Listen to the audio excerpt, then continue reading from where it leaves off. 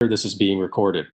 UFC Fight Night on ESPN Hermansson versus Vettori takes place Saturday, December 5th from the UFC Apex in Las Vegas. If you wish to ask a question, please click the hand icon and we will unmute you. Once you have finished, please press the hand icon again to remove yourself from the queue. Thank you.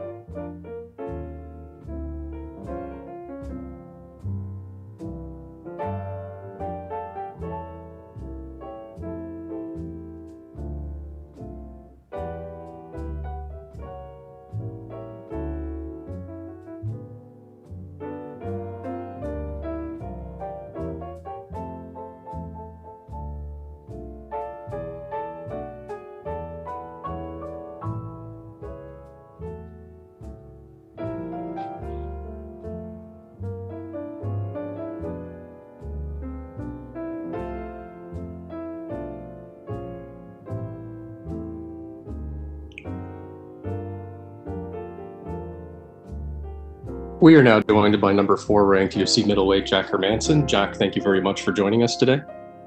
Thank you guys. We'll take our first question from Jay Anderson with Cage Side Press. Your line is open. Cool. Hey, thanks very much. And Jack, welcome back. Good to see you again. Thank you very much. Good to be here.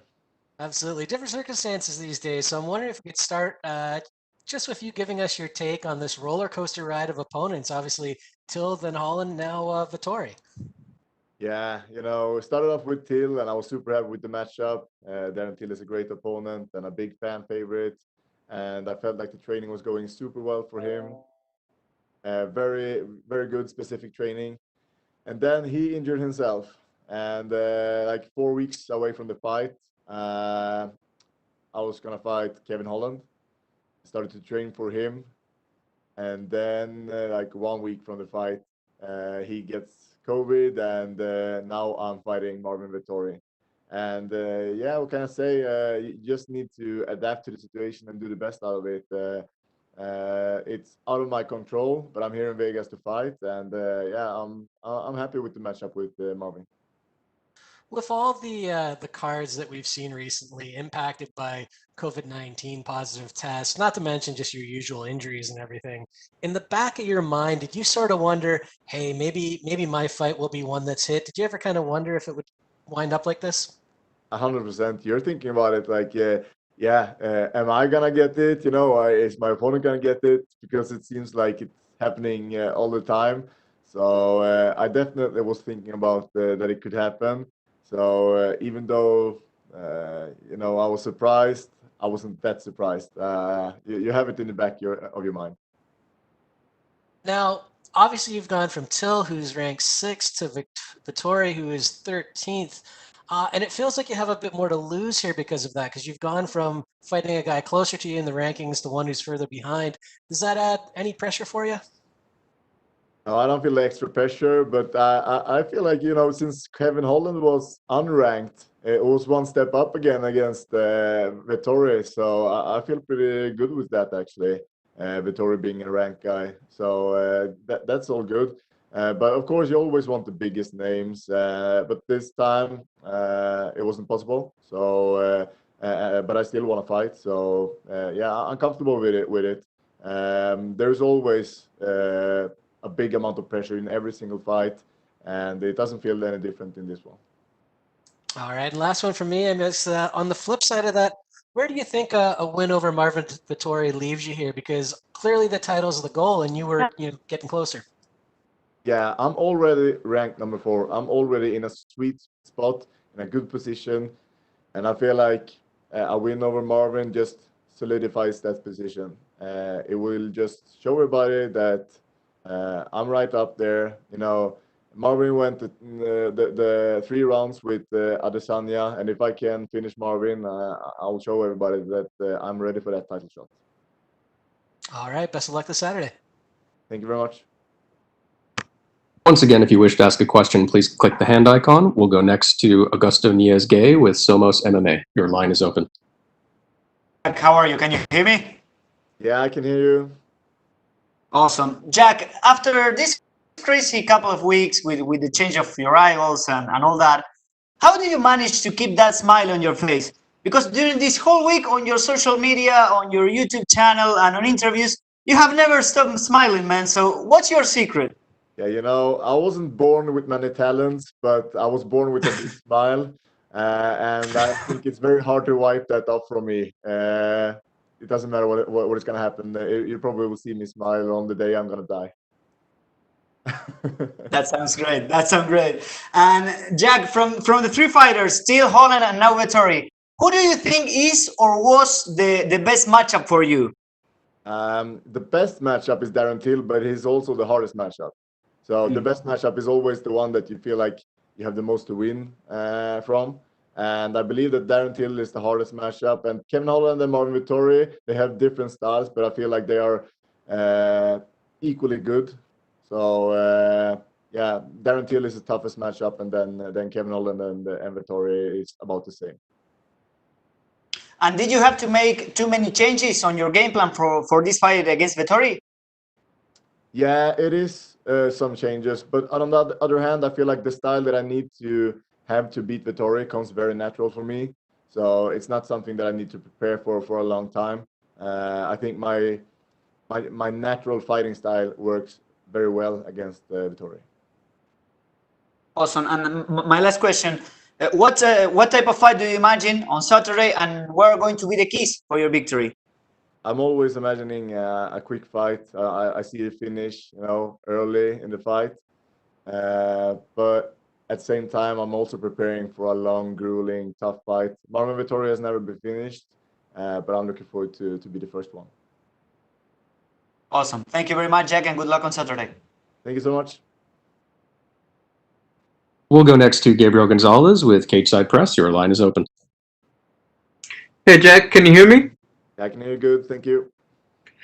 Jack, every time I think about the circumstances for this fight, I just have to wonder, how the heck did this guy stay focused? I mean, this is just a lot of changes. This is already not ideal with 2020. Just what's the secret? Because not a lot of guys would have said, you know what, let's do it.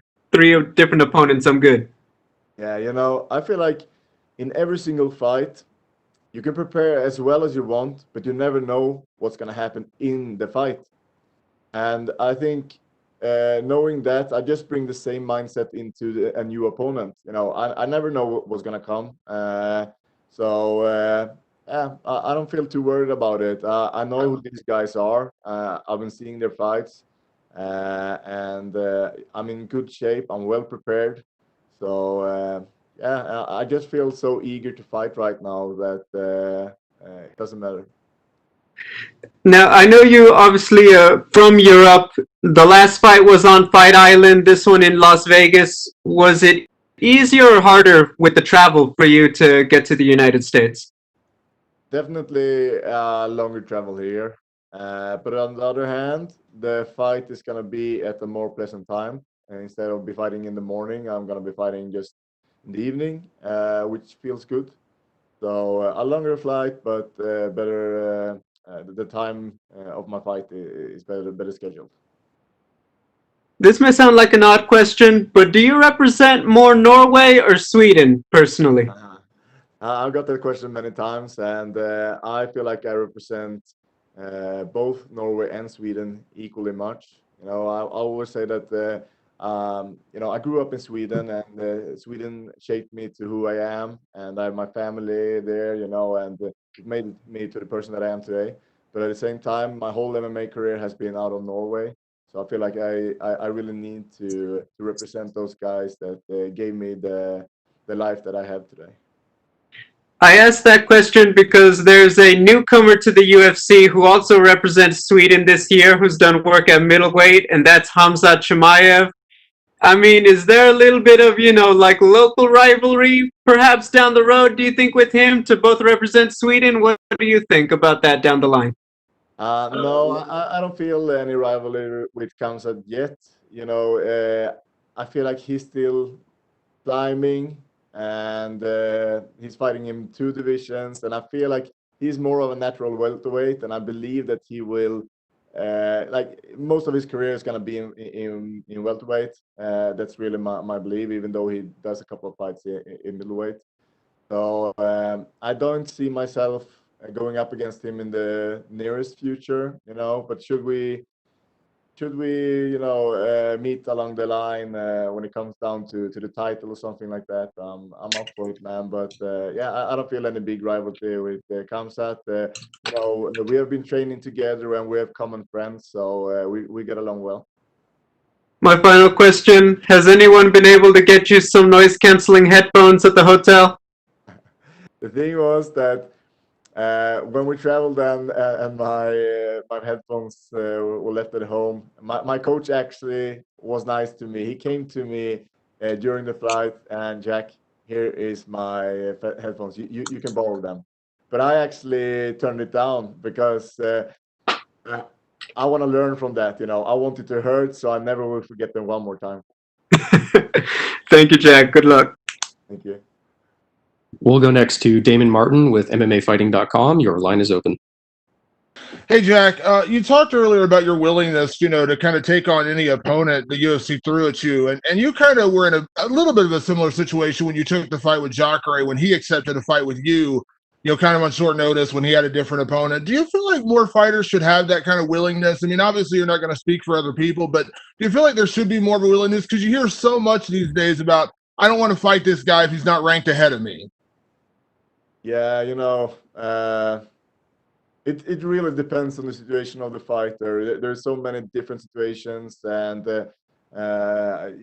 some fighters they need to get what they deserve as well, and so I can't talk for them. And I know that me myself, after this fight, I'm not gonna be interested in any fight at all. I want a big fight after this one. So you need to be willing to fight, but I can understand that people are picky sometimes. But let's be honest. When I lost my first opponent here, even people below me in the rankings were turning down the fight with me, and that's a different story.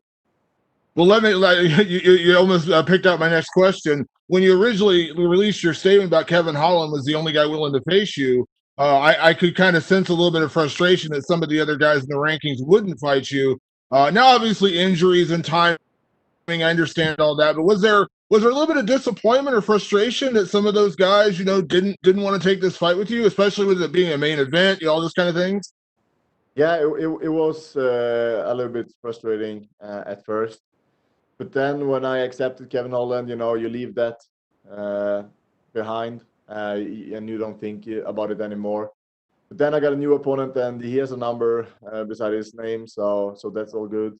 So definitely some frustration in the process there when I was when I had to accept Kevin Holden to get the fight.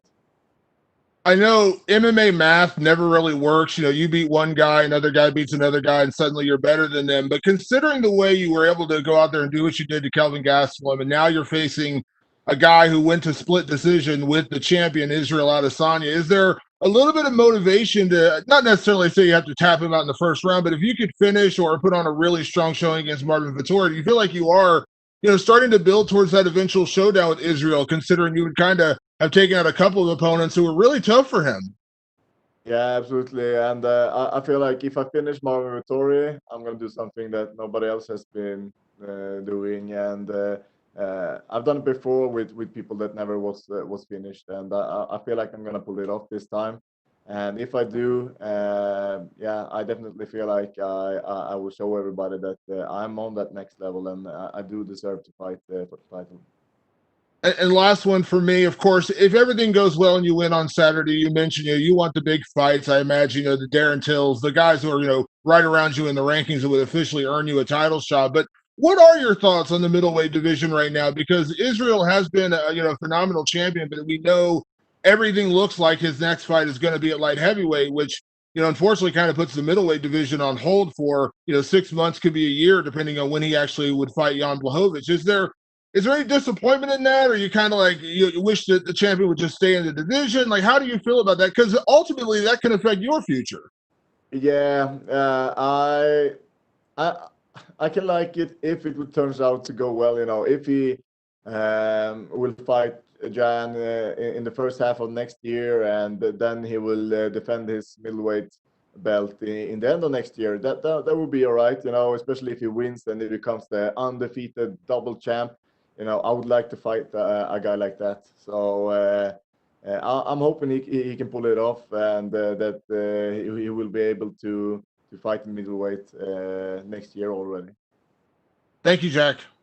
Thank you. We'll go next to Rodrigo Tonori with AG Fight. Your line is open. Hi, Jake. How are you? I'm good. How are you doing? I'm great, thank you. The UFC changed your opponent 3 times. How did you prepare for this fight against Vettori, especially the mental part of the game? Yeah, I have known about Vettori for some time, you know, and you know, you are always imagining fighting different guys in the division. So I have imagined myself to fight in the division. And I just feel like my style of fighting match up really good against Marvin. So it doesn't worry me actually. I just feel super mentally right now, and I feel like I could beat any fighter in the world on Saturday. Like you, Vettori is a solid fighter. Do you prefer keep this fight with him on the feet or on the ground? What do you prefer? Well, I would prefer to have a mixed fight. You know, I believe that I can hurt him both on the feet and on the ground, and I'm sure you will see both of it. What did you think about the super fight between Adesanya and Blachowicz? Was it the right time for this fight to happen? Yeah, you know, it all depends on how it's gonna turn out. If he's gonna lose, you know, and be gone from the division, lose his hype and everything like that, it might have been a bad choice. But if he can pull it off, you know, it's gonna do great things for him, and I would definitely like to fight the double champ. Yes, thank you, Jake. Good luck on Saturday, man. Thank you so much. We'll go next to Cote Cruz with Ford Win Podcast. Your line is open. Thank you, sir. Jack, how you doing, brother? Do you hear me? Yes, I can hear you. I'm doing very well. How are you? I'm doing fantastic. Thank you for being here. Thank you for your time. Of course. Well, you previously took a fight on short notice, saving the main event where you beat Jacare in impressive fashion, allowing you to enter the top 10 of the division. Now things are a bit different. Are you still interested in taking fights on short notice? And how does it feel to be in the fourth place in the rankings, a few wins from a title shot? I can take a short notice fight if it is the right fight, and with that I mean like right now a title fight. Should anything happen, I could step in, but on the other hand, I feel like I'm just around the title fight myself. So um, the thing is that it's different when you're working your way up, and we are getting there. Right now, I'm enjoying my spot at the as ranked number 4, and go through the top 5 has been a goal, and now I'm inside of there, and now it's just one more goal, and that's to become the best. 3 of your 4 last victories were wins by submission in the first round. However, your striking is not far behind, and you have the record for most significant strikes in a 5-round middleweight fight against Jacare too.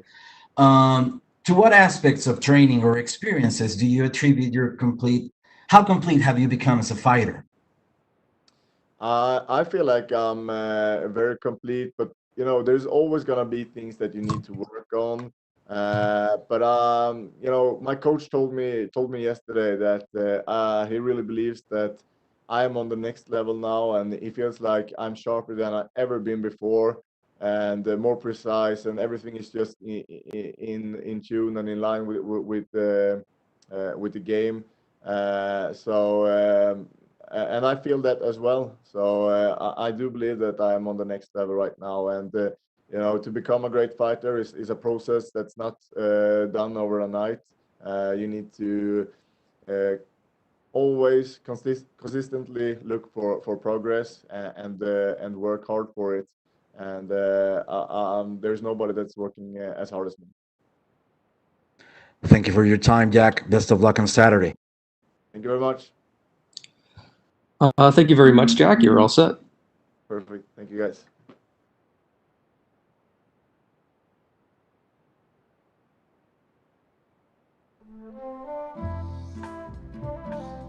And we will be joined shortly by UFC light heavyweight Ovince Saint Preux.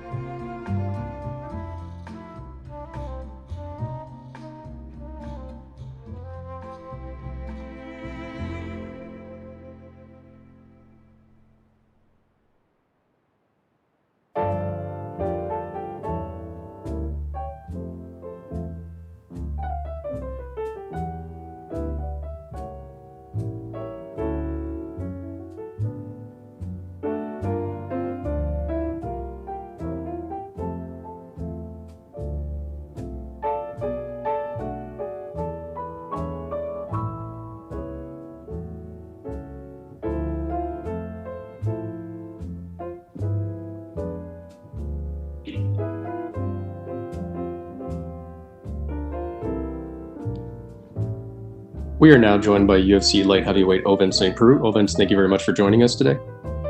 Thank you. We'll take our first question from Gabriel Gonzalez with Cageside Press. Your line is open. Hey, OSP, how are you? I'm doing good. How about you? I'm doing pretty good. I want to start. I was on your Instagram and I saw that Kevin Holland wants the secrets to the Von Preux choke. I mean, are you going to be meeting up with him sometime if he's healthy? Definitely. We got the same manager, so we definitely been around each other. So I mean, I haven't got a chance to respond back to him, but I'll definitely end up showing him how I finish it. This is I believe your third fight of the year. We've heard about different closures happening once again around the country. I'm just wondering, has your training situation been affected or changed with everything going on in recent weeks? No, not necessarily. It's just like the fight that I had back in September or whatnot. Couldn't worry about that. And my primary focus is to train, and that's what I've been doing. And if I start worrying about other little stuff that's happening around me, I don't focus on training. I mean, it's something I can't control, so that's why I don't worry about it. Understood. There's a lot going on at light heavyweight lately. I wanted your thoughts. How do you think things play out potentially with Adesanya and Jan Blachowicz? Man, to be honest, I didn't even know about that fight until this week. I just actually until like yesterday. So, you know what? I don't know. I really don't know. I could say I'm interested in it, but not necessarily. All I got to do is just like take my one fight at a time, and whenever my opportunity comes, which will be sometime in 2021, I won't be worried about it. That's when I start worried about it. But until then, it's just like I don't really think about it, just because with the 205 division, a lot of things are going to shake up, and a lot of things usually end up shaking up, and it's going to continue to happen too. My final question to talk about what you have going on. Can you just give me your thoughts on Jamahal Hill as an opponent and what he brings to the table? I mean, he's a young, hungry fighter. You usually have fighters that come in, they're young, they're hungry. You win your first couple bouts or whatnot, you feel really good, you feel unstoppable. But you always got to remember, I've been in this game for a while too. So I mean, he do have a lot of threats, but I think overall I have more threats than he does. Okay, thank you. Good luck. Thank you. We'll take our next question from Jordan Ellis with Low Kick MMA. Your line is open. Hi, Ovince. Hey, how you doing? I'm fine, thanks. So this is kind of the second up and comer you're facing on the bounce now, and you're a guy who we've known for being, at the top of the division for so long. So what do you make of these matchups the UFC are giving you right now? Man, I'm not complaining about it. I mean, at the end of the day, is a situation where, if I have a chance to put on a good show and potentially have a really good bonus out of that, I'm not going to complain about it. This is the fight game, and if you tell me to fight somebody and to fight a favorable fight towards my end, I'm definitely going to end up taking it. But moving into 2021, is the ambition to still climb up them rankings and potentially pursue another shot at the title? Oh yeah, definitely. That's been everything since day one. Even with my roller coaster, record, or even my roller coaster career or whatnot. That's been everything since day one. So 2020 is kind of me getting my feet back in the water. 2021 is me actually busting open the door. And just finally, you moved up to heavyweight, fought Ben Rothwell. It didn't quite go your way. Was that a one-off? Are you done with heavyweight, or do you see yourself going back there at some point? It depends. If the opportunity presented itself, I'll do it again, because it was fun not to cut weight, but it was a little different because some of the shots I put him down with, like most light heavyweight, would have stayed on the ground. You can see that from my last fight. But like I said, it was a good learning experience, and would I do it again? Definitely. Okay, thanks for your time. Good luck with Fight Night. Thank you. We'll go next to Damon Martin with MMAfighting.com. Your line is open. Hey, Ovince, kind of following up on an earlier question about facing the up-and-comers. 2 fights ago, you fought a guy who was undefeated coming into the UFC, had picked up a lot of wins in a row, and you obviously submitted him. Then your last fight, Alonzo Minifield had a bit of hype behind him. You knock him out. Is it kind of fun, facing the young guys and kind of being that first blemish on their record, so to speak? Because obviously here you got Jamahal Hill, he's undefeated, but you are kind of a big step up in competition for him. I mean, definitely. I don't know. It's just like for some reason, at times I think out of the 205 division for up and coming guy, I think I'll be one of the worst guys to actually go in with. But it is what it is. Some guys feel like they have it, and some guys want to jump into the top. But it's different, man. This game is different because you got guys that've been around for a while, like myself, and you got the experience level behind it. And there's not only that, just experience being in the cage with like top level guys and whatnot. And these guys are coming up. Yes, I mean anything can happen within a fight, but the circumstances between that fight with what I got going on, with what I've been through fighting wise and whatnot, is going to make it a lot more difficult for him.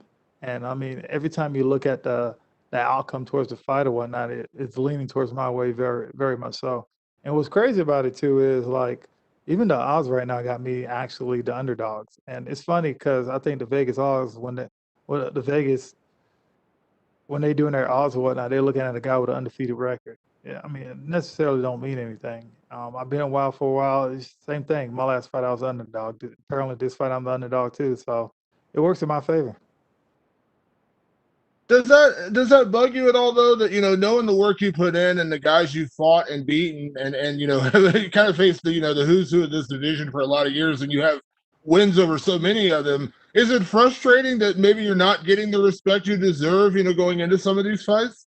No, they just don't know any better. I mean, a lot of times when people look at people kind of relate it to boxing. They'll be like, this person's gonna lose because this person an undefeated boxer or whatnot.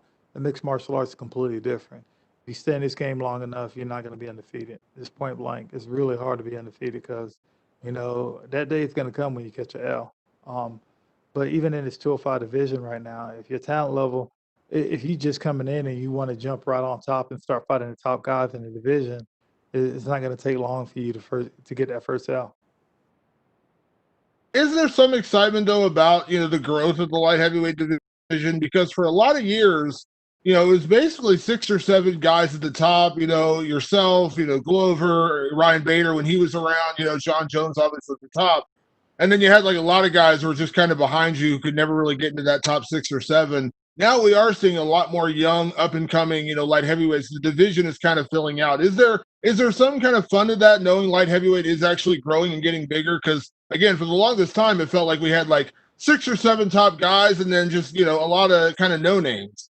What reason you have 6 or 7 top guys? Because they knew how to correct that margin of error. What I mean by that is, I tell people a lot of times, when I was first coming up, I think my first 5 fights in the UFC, I was like 5-0. And, when that happened, it's cool. But when you start hitting the top 15 or whatnot, you'd be like, okay, that was a little work for me right now. The top 10, you start hitting that top 10, you'd be like, okay, these fights are going my way, but they're more of a decision type of win. Or, I got to put a little more effort towards this win. But when you get in the top 5, to be honest, man, that margin of error is small because every time that window of error is small. And if you mess up, they'll capitalize on that. I mean, the best example I can use on that is if you watch Glover. That's what Glover does all the time.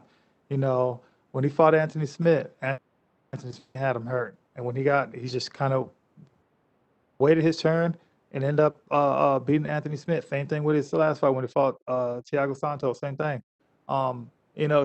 He's been there. He knows how to do that. He's just like, okay, cool, I'm not in trouble. And that's what that's where experience come from. It's just like when you're in that top 5, it's hard. But some guys are in that top 5, and it's hard to stay in that top 5 too. Because when you actually fighting these top fighters or whatnot, a lot of these young guys want to hurry up and come up. My advice would be like, you can do that, but just remember, if you fight somebody in the top 5. After you do that, there is going to be no more easy fights for you. Everybody that you're going to fight is going to be within the top 5 to top 10. And that means every single time you're going to have to be scratching and crawling for everything. So these people don't understand. Like, I like where I'm at, but when 2021 come around, I'm hitting the doors full running because I've been there before and I know what to expect. So I'm good. And last one to that point, if everything goes well on Saturday and you beat Jamahal Hill, when you look at the division, you mentioned a guy like Anthony Smith, who was on a couple tough losses, got a big win this past weekend. Is that kind of the idea? Not Anthony Smith necessarily, but is that kind of the idea after this? Like, obviously you're going to fight who the UFC puts in front of you, but would you like to see more established names? Not necessarily you have to fight the number 1 guy right away, but is there a part of you that feels like you want to fight more established guys after this one, after you kind of have, three prospects in a row, kind of, in your last 3 light heavyweight fights? Man, yeah, but at the end of the day, like I said, for me, I'm an entertainer. I'm gonna get up there regardless, regardless whether it's you feeding me these newbies or you putting me out there with some of the top contenders. And to be honest, some of the top contenders too is just like it just depends. You know, a lot of guys play smart or whatnot. You get some guys in the top 5, you get some guys in the top 10 who have a fight percentage to them, and they'll be like, okay, I don't want to take that fight as a risky fight. So, you know, you can do that all day once you establish yourself within the rankings or whatnot. But, you know, for me, once I get there and just be like, okay, cool, everybody in the top 10 right now, you know, everybody in the top 15, cool, let's go. Thank you, Ovince. Thank you. We'll go next to Omar Mert with S Sport. Your line is open.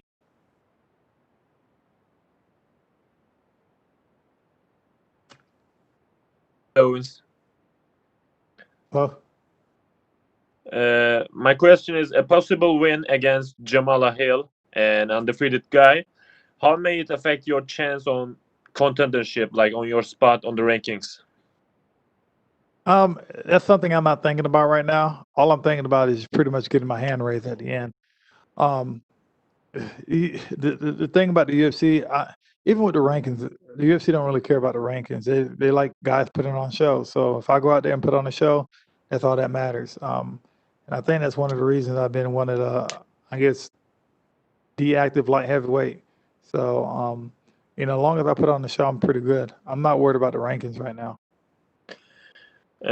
What do you think? Like, how without John Jones on the picture, how many wins it takes to the title shot for you? How many straight like wins? To be honest, I don't know. I'm thinking either, you know, 3, 4, or 5 wins. But like I said, at the end of the day, it's just me doing one fight at a time. And I don't like thinking like multiple fights ahead of time. I mean, I'm not focusing on the task at hand. So as long as I have this one fight in front of me and I keep on going that way, I'll be fine. So last question, like you are 37, and how long you want to keep it going? To be honest, I don't know, man. My last fight, I felt amazing. And this fight, I'm feeling Danny the same way. It depends. Like I'm taking care of my body pretty good. So as long as I can keep going, you know, I'm gonna be one of the guys that, you know, I'm not gonna quit the game unless I know I need to. Like even when I played football, people were telling me, you know, why'd you quit playing football? And I was like, I never quit playing football. Football quit on me. You know, with mixed martial arts, it'd be like, I love this game. You know, I'm not gonna quit on mixed martial arts until mixed martial arts quit on me. But I'll know when my time comes too. Thank you, Owens. Thank you. We'll go next to Gabriel Gonzalez with Cage Side Press. Your line is open.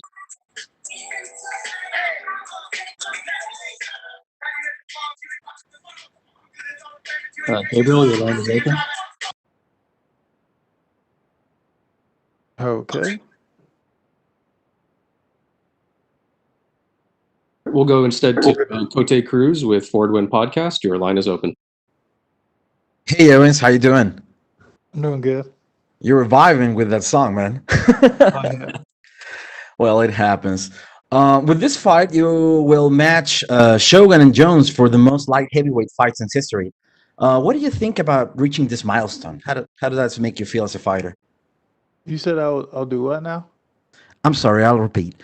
I said that with this fight, you will match Shogun and Jones for the most light heavyweight fights in history. Oh, okay. So, what do you think about reaching this milestone? Man, to be quite honest, I didn't know that. Yeah, I didn't know that.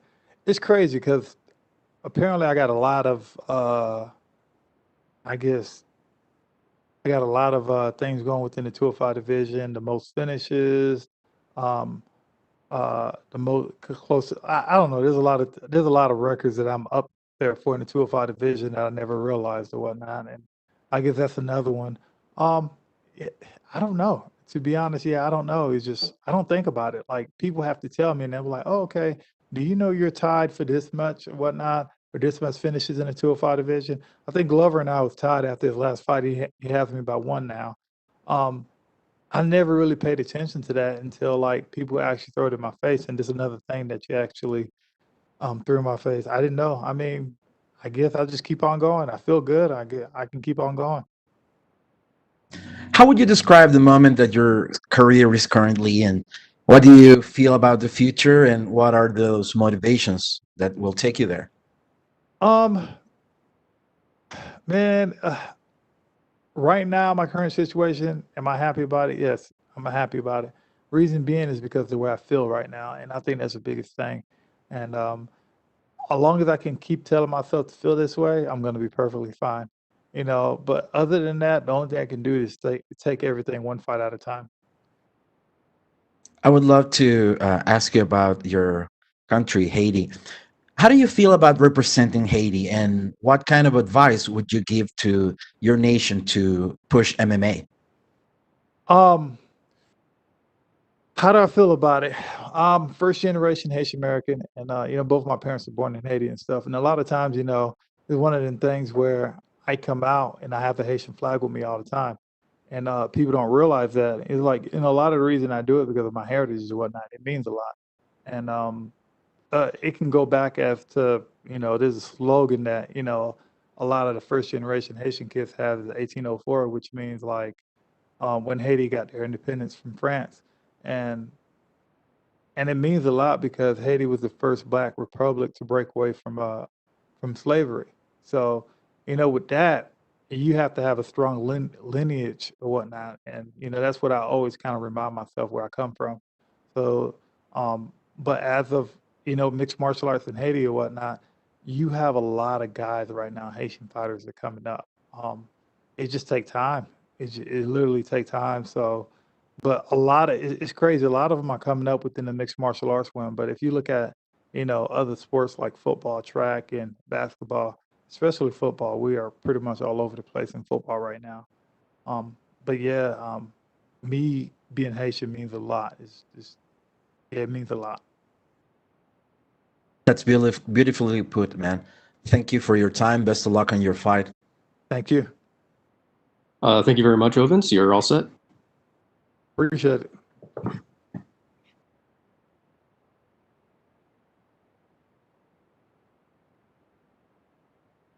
And we will be joined shortly by Montana De La Rosa.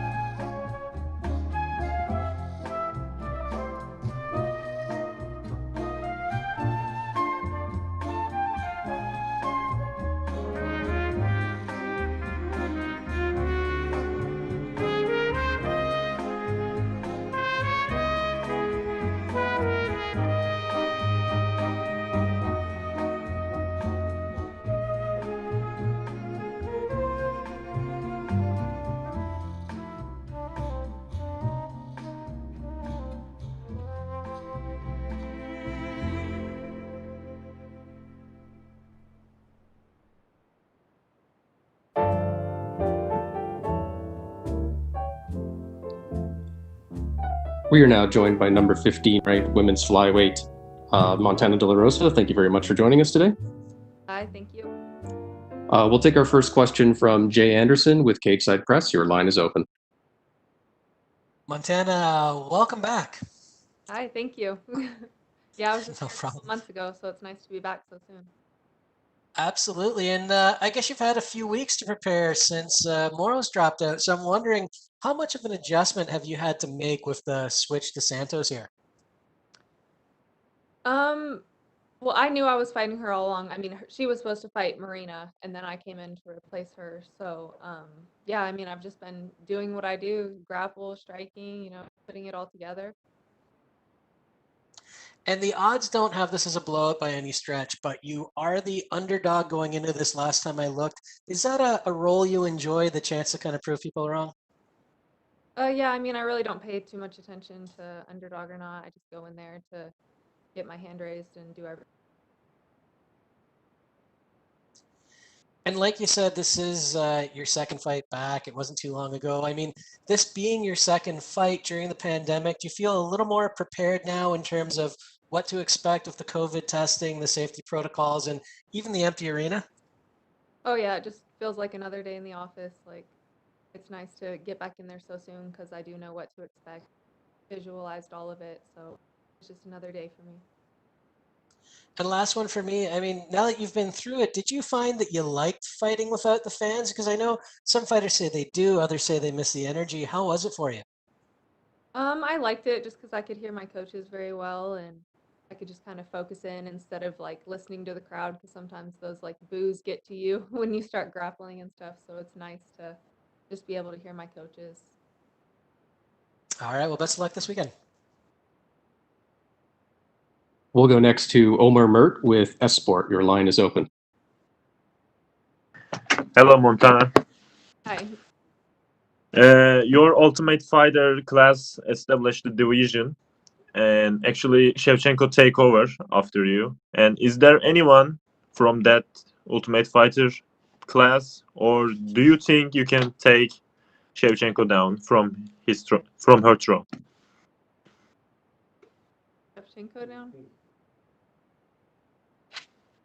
Sorry, can you ask that one more time?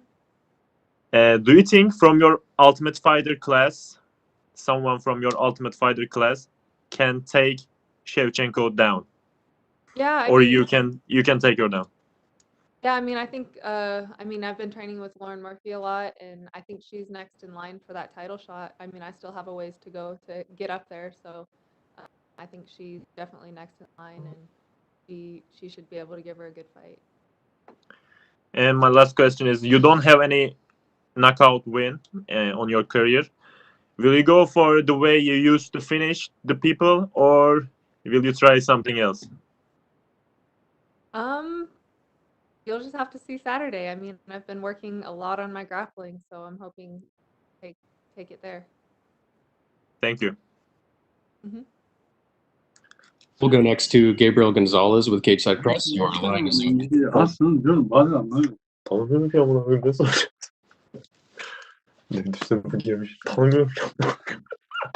Lol.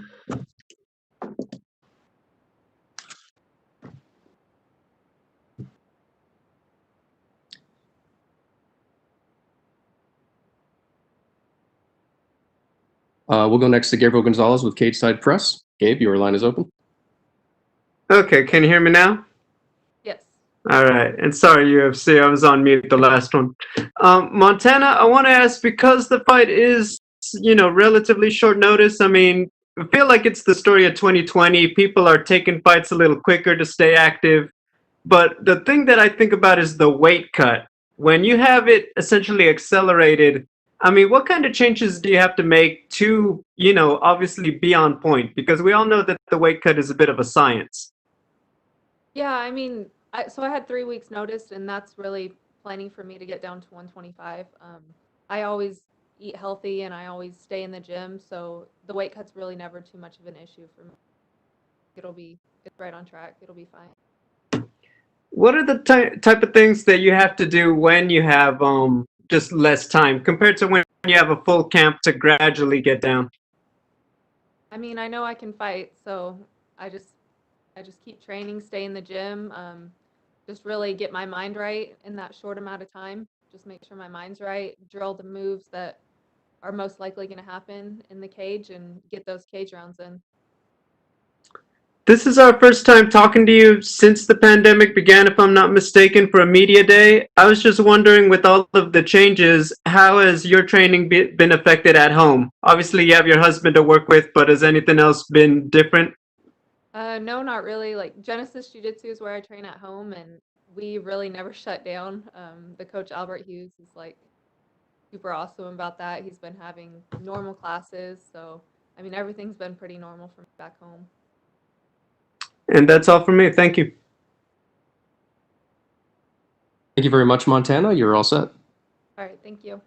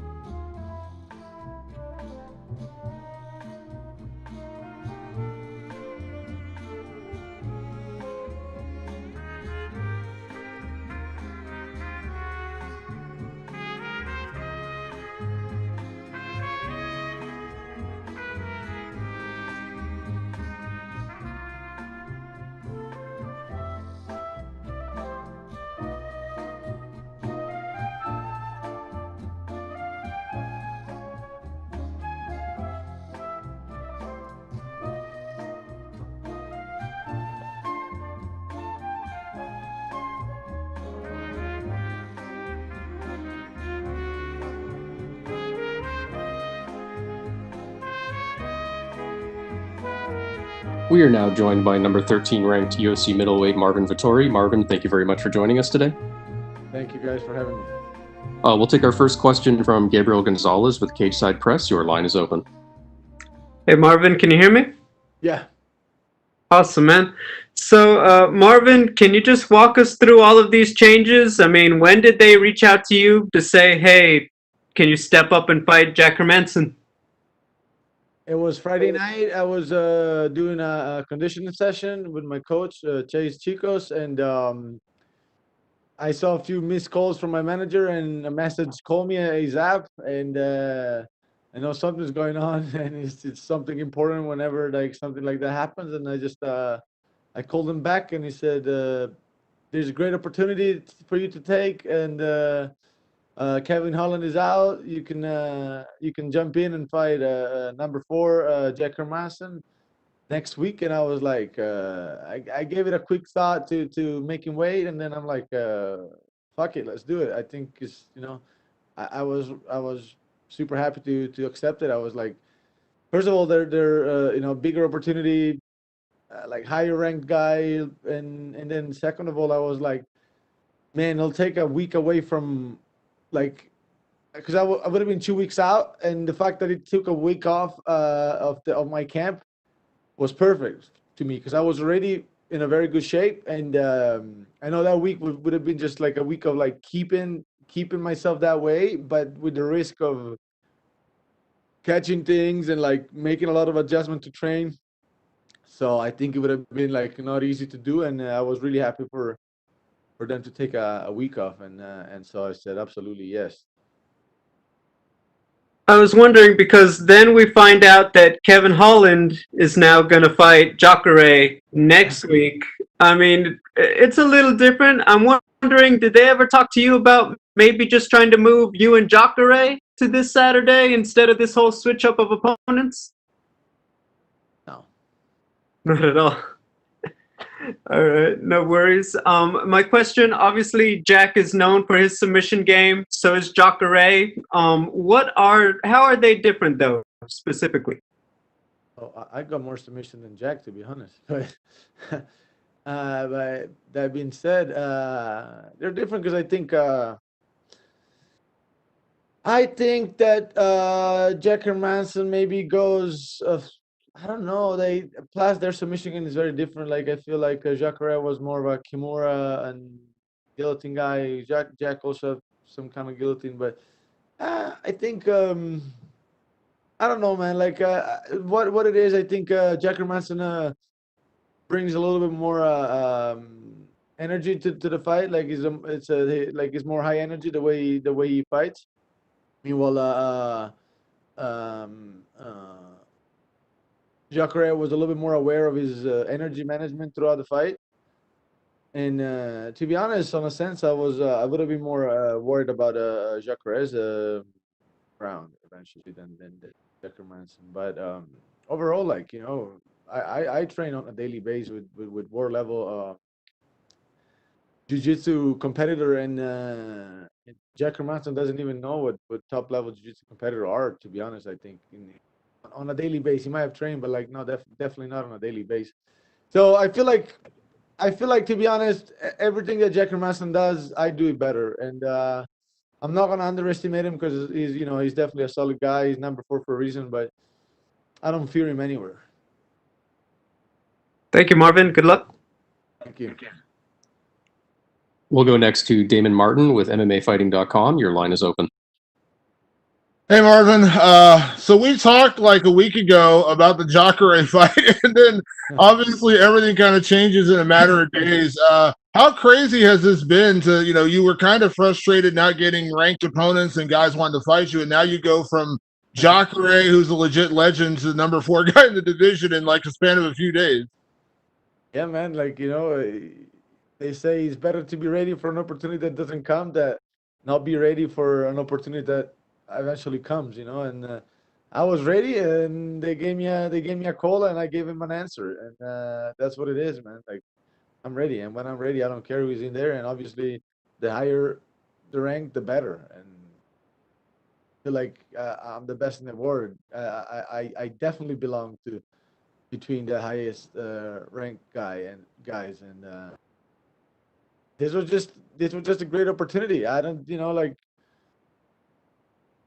I think Kevin Holland should have never been there, but he was, and that's it. I mean, but something went wrong, and I was ready to step in. I was ready. I was ready either way. I was happy either way. I was happy to fight Jacare too. But this is just a step up on everything, and let's go, man. Wait. I know we spoke about kind of the frustration of the higher ranked guys not wanting to fight you, or just whatever the case may be, and I know you were kind of getting angry about it at one point as well after the Roberson fight. But how much respect do you have for a guy like Jack Hermansson to accept a fight with you on short notice? He is a ranked opponent, and to have that willingness, like, does that make you respect him that much more that he was willing to take this fight? I respect him, but it's like saying, yeah, I respect somebody to do their job. It's like they're supposed to. I just like they're just doing their job, and being in that situation, it's. I would have definitely done the same without even thinking 1 second, because with all the camp being done and with all the training, that's what I'm saying. Like, so many guys, like, they're willing to step away a week out. I don't know if they train hard. Like, whoever goes through a hard camp, 2-3 months of a hard camp, a week out, I'd fight Ngannou, man. Like, I swear, like, I'll put my ass there. Like, whatever happens, happens. But man, all those crazy training session, all those situations when things could go wrong and they actually go right, like, and you make it all the way to the fight, it's man, like, you have to keep going, and then they push you in front, like, you have to accept. Like, so I definitely respect it, but at the same time, he's just doing his job, to be honest. You mentioned it with Jacare, coming out of the Roberson fight, there was a lot of bad blood there, and with Jacare, you had nothing but respect. It was just a fight, a chance for you to up yourself in this division. Would you say it's kind of the same thing with Jack? I don't think he's had a bad word to say about you. This is just competition, but would you say it's a similar thing here, where it's just a fight for you? This is a chance for you to get in that top 5 rankings. Yeah, but like, it's no. I feel like with Jack, like, I mean, I got nothing against him, but I don't know how can I explain it, but it's like we came up together on a sense. Like, we fought in the same show a couple times outside the UFC. I saw him coming up. He saw me coming up. Like, we're both hungry, and I mean, like, of course, like, I don't have to disrespect him, but it's different. Like, with Jacare, I had a little bit more of a, I don't know. And again, in the fight, nothing would have changed. But, like, I'll go face to face and talk to him a little bit. Let's see what he's about. I know odds don't make fights. At the end of the day, you got to go in there and fight. But, when this fight was announced right away, you were announced as the favorite. I'm sure you've heard this, people saying, a lot of people picking you to win the fight. Considering, what you've had to do to finally get these ranked opponents and things like this, like, does it speak to the respect that people show for you and your talent that, on short notice, number 4 ranked guy in the division, and you're the favorite to win this fight? I mean, I think it's there to see, but I feel like the general public don't know, because they love watching numbers. They love, like, hypes and stuff and this and that. But, like, I think it's there to see, But at the end of the day, like you said, they'll make fights, so I'll have to prove it. I'll have to go out there and, like, raise to the occasion and just do my job at 100%. But yeah, man, I think, like I said, I didn't say just because. Like, I really believe everything he does, I do better. So I feel these guys don't want to lose money, and they know it too. Thanks, Marvin. We'll go next to Augusto Niez-Gay with Somos MMA. Your line is open. Hey, Marvin, what's up? What's up, man? Marvin, both Jack and you have something in common, because both of you have talked about how hard it was to get opponents during this 2020. So, although you will be facing each other, why do you think that people like you and Jack have so many issues to get fighters who want to fight with you? I don't know about Jack. I know about myself. I think, a lot of times it comes down to this let's call it, like, risk reward ratio on whatever fight you go into, and I think the risk was way higher than the reward. My case, people see I'm hungry. People see they're not gonna get, like, a guy that, like, couple fights he's really ready, one fight is so ready, and one doesn't even train for it. Like, I always put everything into every camp, and I always show up 100%. I'm always hungry to win, and I don't think people like that. I don't like it. I mean, the risk is too high. Yeah, I understand you. And Marvin, did you have to make too many changes on your game plan for this fight against Jack? No, not really, man. They're both orthodox. They fight a little bit different, but like, the way I train, we train to make adjustments. We also train to make adjustments. Obviously, like, good fighter is able to make adjustments, and even in the fight. So, it's just they're both orthodox, both mainly grappler actually, and little changes here and there, but like really, really little. Like the moment I'm ready for anybody. Awesome. And what do you think will happen if you get the win on Saturday? Where should you appear on the middleweight rankings on Monday morning or Tuesday morning? Well, I'm really focused on Saturday. I don't think about the after too much, but I should definitely be on the top five. And every time they talk about title contention, my name will be mentioned. I'm sure about that. So that's where I will be, and the rest will play out itself. And do you think that UFC will make you face someone else for the number one contender spot in case you win, or you should be the next title challenger? We'll see. But me and Stylebender will definitely have to meet again, and that I think is definitely the fight to make. We had such a close fight first time. I think I won. He thinks he won. Either way, he has to run. He has to be run back, and that's fact, and that will happen. So we'll see if this is gonna happen right away. Great. If I have to put somebody else on my record, that's fine too. I'm a man of my word. Like if this situation, like I've been calling out people and telling them that sometimes we have to fight, even if the fight is not the one that we've been like after a while the fight that we've been wanting forever is not coming up, and I'll do the same. Like if they tell me that I have to be out, like if they make me wait forever to get the title shot or something, I'm definitely gonna get another fight in between. Okay, and talking about that, I want your opinion as a middleweight. What do you think about the possibility of Adesanya going up to the light heavyweight division to challenge Jan Blachowicz? It's bullshit. I think it's kind of bullshit. I think it's I think this guy just thinks it's too much, like he just thinks like I don't know, he can do whatever he wants. In reality, like to me, he still didn't prove much. He's like his last fight, yeah, was good, but it was mainly like I feel like Costa beat himself, he beat his own self going into that fight.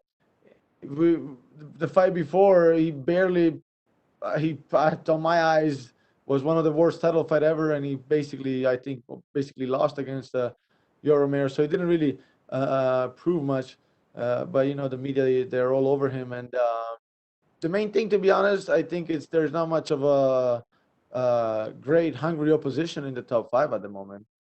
We got Robert Whittaker just coming out a win with Jared Cannonier, saying that yeah, he's interested but really not, and he's just worried about like he's just looking forward to just enjoy Christmas, which is totally understandable. But man, he was like what, October, November, like yeah, of course, like you can enjoy, but at the same time, man, if you're really about getting the title back, you should be hungry for it. And so that I think like like number one contender is not that hungry anymore, and opposition like strong real hungry opposition is not there. And after Saturday there will be. So he better stay and not play around, going around like heavyweight this and that, or yeah, well, not gonna go into that, but like or stay and face me. Okay, awesome, Marvin. Thank you very much, and good luck on Saturday. We'll go next to Omar Mert with S Sport. Your line is open. Marvin, Yep. do you think this win, if you win, this win will be enough for you to rematch with Adesanya, or you have to win another one? I just said that, buddy. And about it. and if you can't get Adesanya, let's say, who is the best matchup for you? Or Costa or Cannonier or Whittaker? I like no, I think Costa is a very good matchup for me. But yeah, either of them, it's good. I like all of them. Okay, thank you. Good luck on Saturday. We'll go next to Jordan Ellis with Low Kick MMA. Your line is open. Hey, Marvin. I'm just curious, as when Darren Till initially pulled out, was this fight ever an option? Did it ever come up that you might be able to fill in then rather than them go to Kevin Holland, who's outside the rankings? No, right away they didn't. Right away they didn't. No. And in terms of you and your team, to fight Jacare, so I had a fight. so was you dead set on doing that fight when you seen them going outside the rankings to get Kevin Holland? Was you not kind of telling your team that I would love this opportunity? I was just like, man, how like people are on Kevin Holland, and I'm like, these guys shouldn't be there. But I was like, yeah, well, I really object, And as a because if Kevin Holland gets ranked that high, it's just a shit show. Like, why would I kind of laughed, but I was like, I got to give him that he's active, that he keeps fighting and whatever, man. Like, these times are a little bit weird, but it was a little bit funny to me. But I was not angry. I was not like upset about it because I had a fight. I was happy about fighting Jacare, man. Yeah, and as a guy who's been kind of chomping at the bit to get these big fights for quite a while now, what did you make of it when Hermansson's coming out and saying, 5 ranked guys have turned me down, and then he has to go outside the rankings to get anyone to step up and face him? Wait, what? What did you make of Hermansson saying 5 ranked middleweights turned him down before Holland had to step up? I don't know about it. I haven't read about it. This shit happens, man. This shit happens all the time. Like it happens. I don't know why. Like happens. Like either time. Like nowadays, some people are just like I called them before on a tweet. They're campers. I don't know. They set their head on one guy that I think they match up perfectly with. I don't know how they think. It really amazes me how the hell they do it. But that's how it is. Like they just set themselves on one guy or 2 guys, and they want that guy until that happens, and then, man, that's why I don't know. It happens very often now. And just finally, what does it mean to be representing Italy in this main event on Saturday? It's amazing, man. It's amazing. I'm the first guy to main event a UFC show for Italy, and I know already that Saturday I'm making history already, so it's awesome. I want to make it a memorable day, and I know the moment I step into the cage, I'll step with the support of Italy in there, and it'll be massive. Well, congratulations. Good luck. Thank you. We'll go next to Rodrigo Tonori with AG Fight. Your line is open. Hi, Marvin. How are you? Good. Thank you. Marvin, on Twitter, you challenge fighters like Weidman, Anderson Silva, Jacare, and many refused to face you. Mhm. Challenge against Hermansson, the fight you've been waiting for so long. It's massive. It's amazing. I love it. I'm soaking it all in. It's massive, man. It's massive. And I said it. It's all these years, 12 years of tears, sweat, blood. It all comes to opportunities like this, and you better be sure that I'm gonna show up on Saturday. So I'm ready for war, and I expect none of the less. You gave to Adesanya a very tough fight, and both have evolved a lot. And now, what's your prediction if you face him again? I think I'll beat him. I think I'll overwhelm him. Like these guys goes in and they underestimate him somehow, or they get over their head to go in overconfident. Adesanya's solid. You have to pressure him in the right way, and I learned so much. I watched that fight not too long ago, and I realized that at that time I didn't know so much compared to what he knew, especially on the stand-up, and I still did so well just by instinct. And now that I see everything that he's doing, and I've been studying him for a long time now, it's gonna be a whole different game. Now I feel like even on the stand-up, the like our knowledge in the stand-up, it's at least like how do you call it? We both know the same. We I know what the things that he's gonna try to do, and I don't know if he's gonna know what I'm trying to do, but I definitely can see whatever he's trying to do. And plus, I have a massive advantage of the grappling, and I think it's gonna be a completely different fight. Yes. My last question for you, Marvin. Recently, you said that you want to be the first Italian champion in UFC history. When do you expect to fight for the belt, and after how many fights? Wait, what? Sorry. Recently, you said that you want to be the first Italian champion in UFC history. When do you expect to fight for the middleweight belt? After how many fights? Like I said, my focus is on Saturday now, but 2021 is the year, man. 2021 is the year. So either way, whatever happens, I'll get to the goal. I'll get to be the UFC champion in 2021. Thank you, Marvin. Good luck on Saturday, man. Thank you very much. We'll go next to Jay Anderson with Cage Side Press. Your line is open. Hey, thanks very much. Marvin, welcome back. Just a couple of quick ones for you. You talked about it a little earlier. You and Jack came up on the regional scene, and you had that rivalry with Robertson. Do you fight better with a rivalry, with a little bit of a chip on your shoulder, with some fire under you?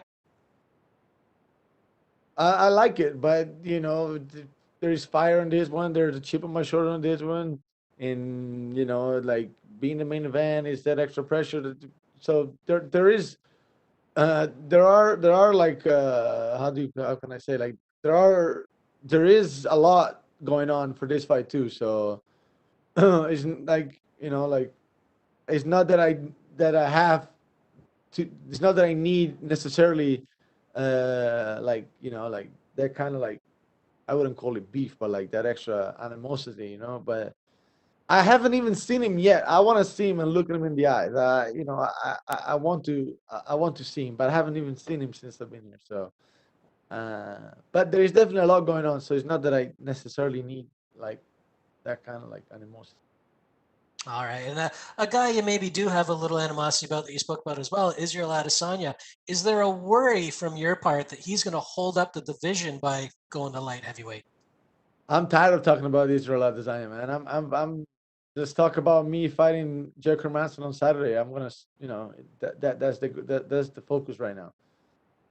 All right, man. Fair enough. Well, I wish you the best of luck. Thank you. Thank you very much, Marvin. You're all set. Awesome.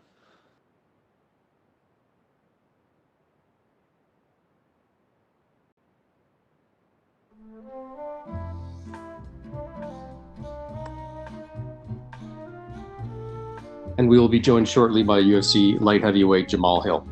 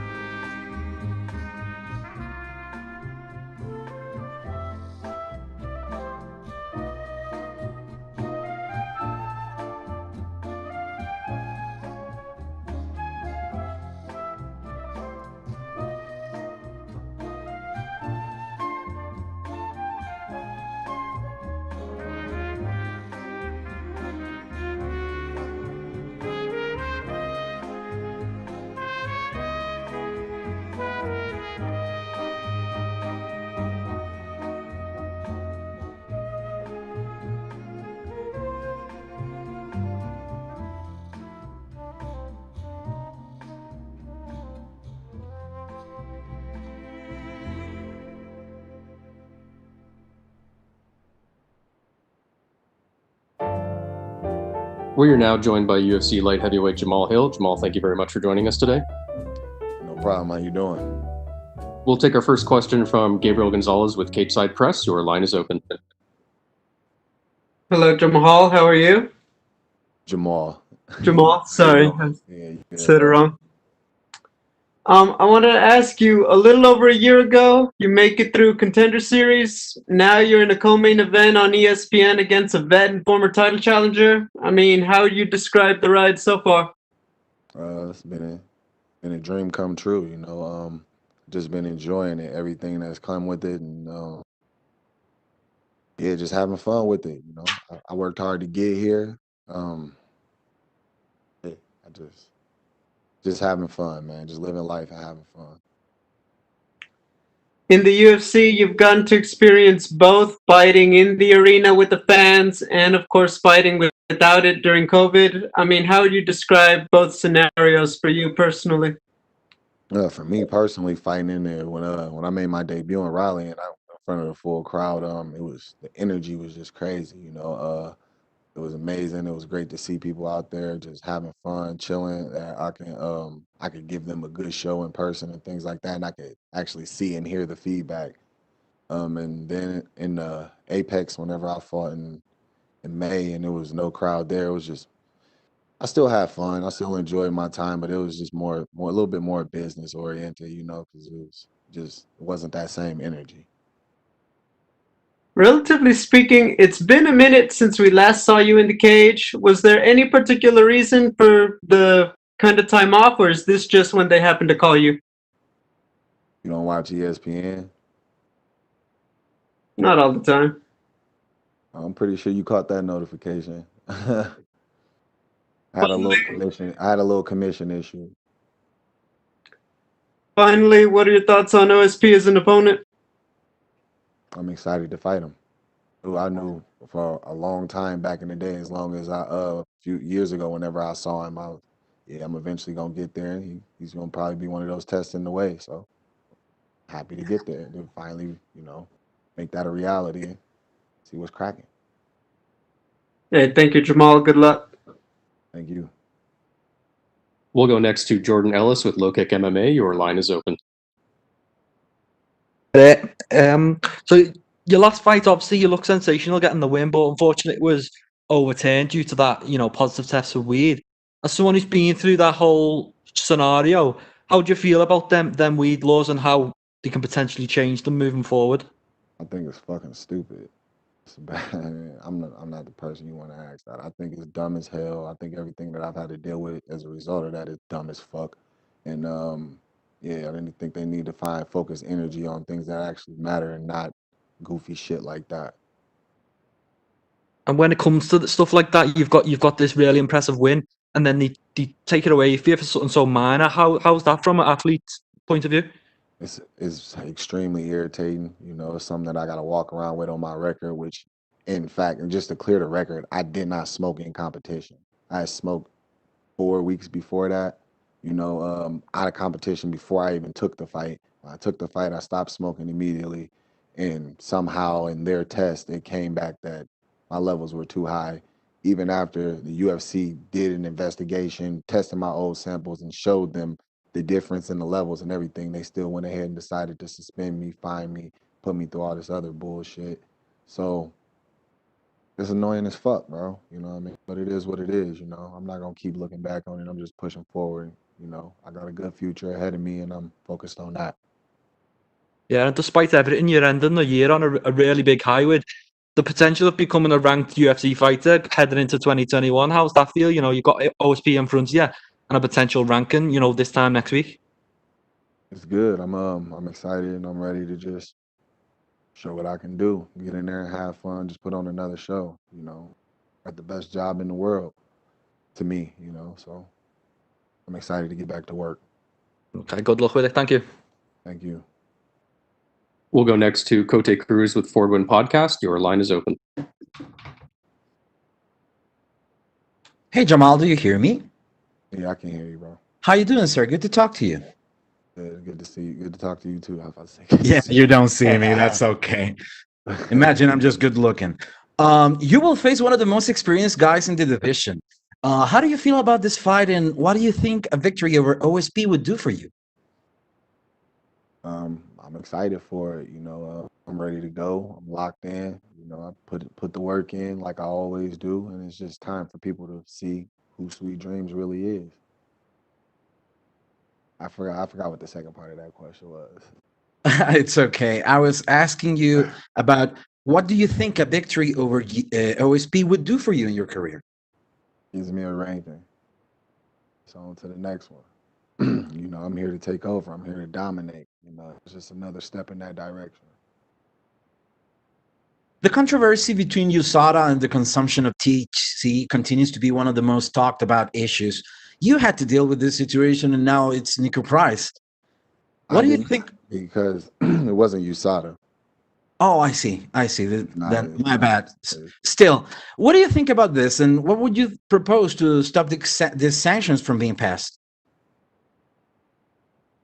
I think it's bullshit. I think it's dumb, and I think it's a waste of resources. They could be focusing on other things. Weed is not a performance enhancer at all. It's just something that people do in their downtime just to chill, relax, and hang out. You know, some people use it, and it also it has medical benefits as well. But as far as fighters fighting, like, you know what I mean, come on, bro. It's goofy as fuck, bro. I feel you. Well, you are undefeated, you are young, and you do very well promoting. So you're one of the hot prospects of the moment. Who do you find inspiration in? Who would you say are the role models for you in life and as a martial artist? In life and as a martial artist, I got three of the biggest ones standing right here in front of me now. My coaches, my team. These are the guys that I grind with. These are the guys that pour everything into me, give me their all. You know, and yeah, man, they look out for me. They help me. They help me as a fighter, and not only as a fighter, as a man. You know, I've been with these guys since I was 18 years old. So yeah, they played a huge part in shaping me and molding me into who I am. Plus, they're very great men themselves. So, you know, I want to be like them. You know what I mean? In many ways. You know, and I also have, you know what I mean, my parents, my mom, my dad. You know, I have my brothers. Um, just a lot of people played a big part into me being the person that I am. Mr. Hill, best of luck on your fight. Thank you for your time, and we'll be looking forward to see you. Thank you. Thank you very much, Jamal. You're all set. All right, thank you.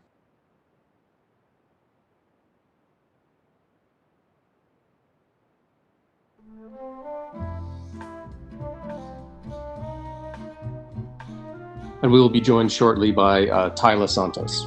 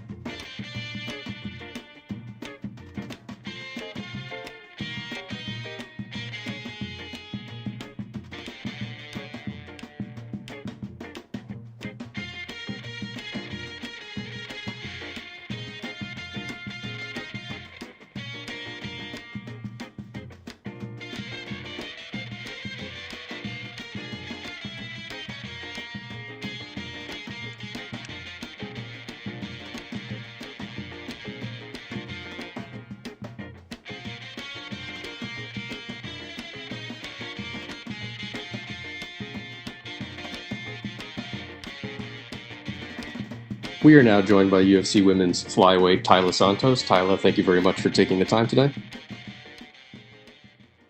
And we'll take our first question from Gabriel Gonzalez with Cageside Press. Your line is open. Hello, Talia. Can you hear me? Yeah. Oh, perfect. Just checking. Talia, can you describe when where were you at when they told you that Marina was out and you'll instead be fighting Montana? Yeah, sure.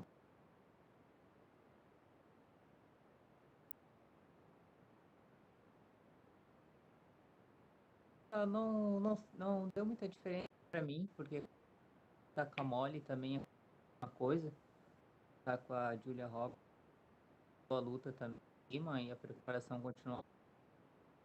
Agora foi a mesma coisa. Quando mudou o adversário, a gente continuou o treinamento, a estratégia não mudou muito, ou ia ser praticamente o mesmo jogo, então pra mim foi bem tranquilo.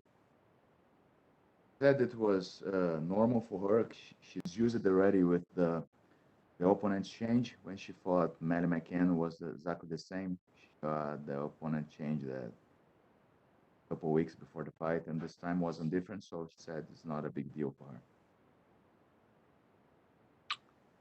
How has the travel restrictions affected you? Was it easier or harder for you to get to Vegas than it was for you to get to Abu Dhabi and Fight Island? As restrições foi mais difícil Vegas ou do... Não, aqui foi bem mais tranquilo, sabe? A gente teve que parar em São Paulo, ficar no hotel, teve bem mais exames.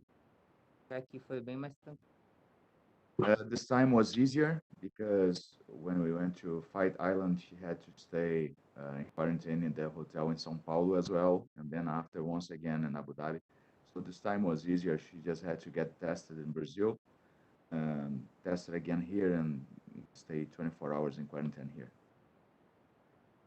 You've now had a couple UFC fights.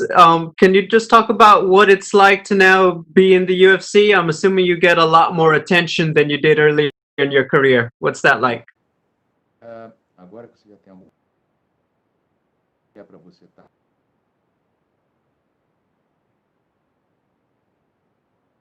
Trabalho tá recompensado, tá aqui, ó, tá tudo que eu trabalhei tantos anos.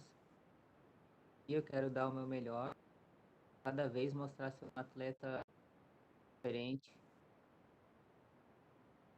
Feels now that she really feels that she's part of the UFC.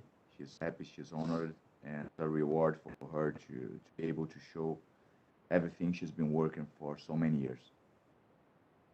My final question, what are her thoughts on Montana as an opponent and what she brings to the table?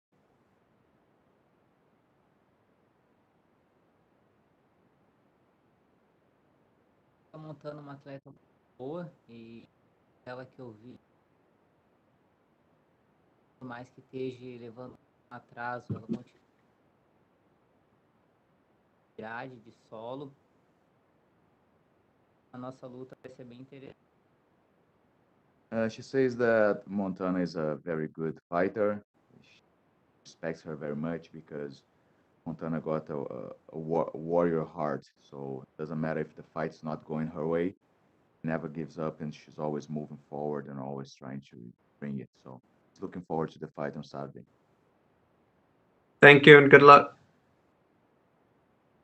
We'll go next to Diego Ribas Araujo with AG Fight. Your line is open. Alô, Talia? Alô? Oi. Tá me ouvindo bem? Sim. Maravilha. A primeira pergunta que eu queria te fazer é o que você espera da De La Rosa como oponente, como você vê o casamento de estilos, né? Se você vê brechas que você possa adiantar no jogo dela. Como eu estava estudando a estratégia que a gente fez para a luta, né? Ela é uma atleta que vem para cima, apesar de estar levando um atraso ou não. E eu tenho certeza que ela vai vir querer buscar o jogo de solo, que foi o que eu vi nas lutas dela. E a gente fez uma boa estratégia para anular esse jogo dela. Certo. Você é uma atleta que, quando competia no Brasil, você fazia muitas lutas por ano, desde que você assinou com o UFC. Você fez o Contender Series 2018, e agora você vai fazer a segunda luta em 2020. Quão importante para você é voltar a ter essa atividade, né? Fazer 2 lutas no mesmo ano? Nossa, é muito bom. A gente tá sempre, né?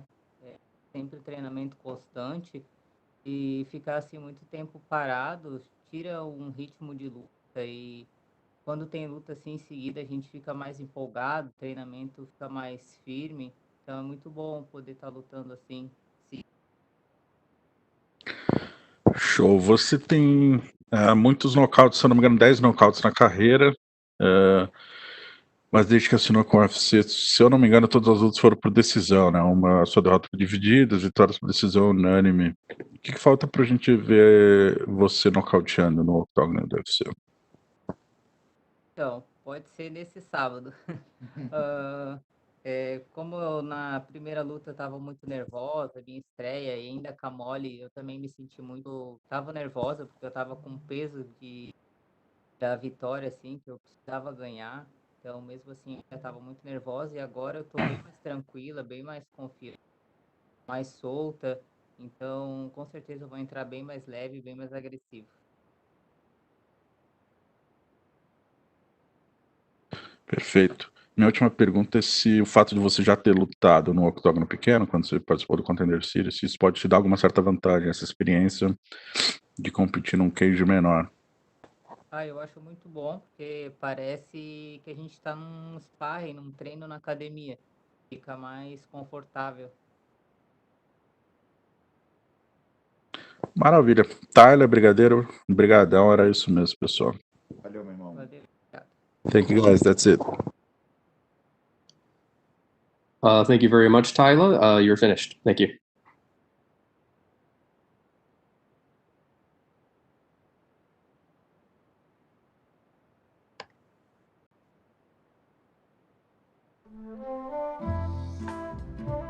This concludes today's UFC Fight Night on ESPN Hermansson vs. Vettori Virtual Media Day. Video recordings will be sent out later today. UFC Fight Night on ESPN Hermansson vs. Vettori takes place Saturday, December 5th from the UFC Apex in Las Vegas. Thank you for joining, and you may disconnect.